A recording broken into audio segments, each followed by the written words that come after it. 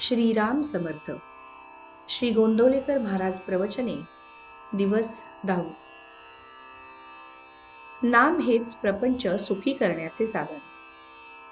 संसारातील सार आपला करावा रघुवीर. कली अत्यंत मातला, नीती कर्तव्याचा विसर पडला. अनाचार होतसे फार, आता नाही रामा वाचून दुजा ठाव.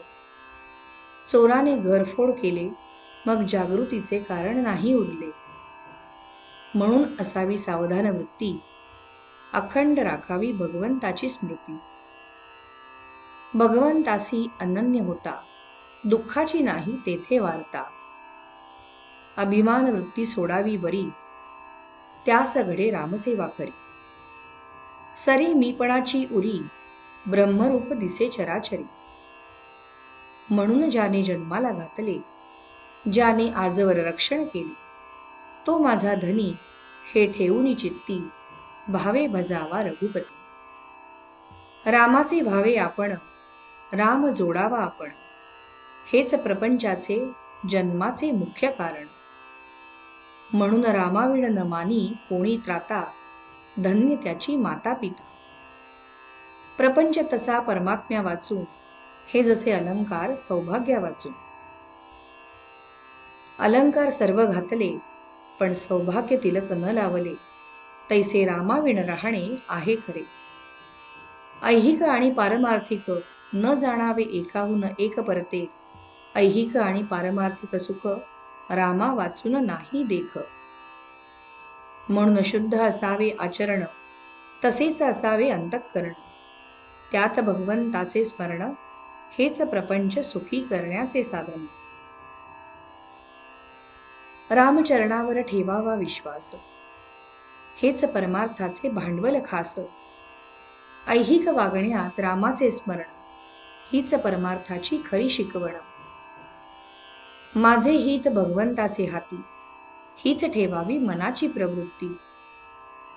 राम करता ही असावी भावना, तो जे करील ते आपल्या हिताचे जाण.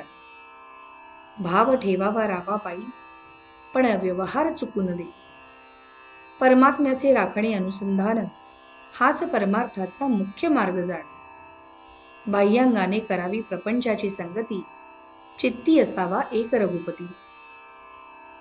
प्रयत्न करणे आपल्या हाती, यश देणे भगवंताचे हाती. प्रयत्नाला न पहावे पुढे मागे, परी परमात्मा उभा आहे मागे. ही ठेवावी जाणीव मनामध्ये. प्रपंचात दक्षतेने वागावे, धीर सोडू नये. भगवंताचे आधारावर निभ्रांत असावे. सर्व कामधंदा घरी करी, पण चित्त लेकरांवरी. ऐसे जैसे करी जननी जाण, तैसे वागावे आपण. काया गुंतवावी प्रपंचात, मन असावे रघुनाथात. नीती धर्माचे आचरण, पवित्र असावे अंतःकरण. त्यात कर्तव्याची जोड पूर्ण, त्या सर्वात राखता आले अनुसंधान. तर याविण दुजा परमार्थ नाही जाण. व्यवहार उत्तम प्रकाराचा केला, पण परमात्मा विसरला, तो व्यवहार दुःखच देत झाला. तात्पर्य: जो नाम घेतो त्याला देहाच्या सुखदुःखाची जाणीव राहणार नाही, तो आनंदात राहील. श्रीराम समर्थ.